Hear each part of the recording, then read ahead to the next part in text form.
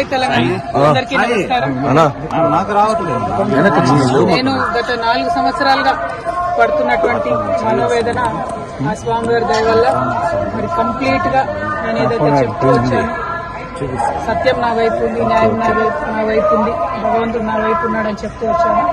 అదే నిజమని రుజువు చేస్తూ కంప్లీట్ గా కోర్టులో మరి క్లీన్ చీట్ రావడంతోనే స్వామివారికి కాలినడకన వచ్చి మొక్కు చెల్లించుకుంటానని అనుకున్నాను. దానికోసం ఇవాళ ఇక్కడికి రావడం జరిగింది.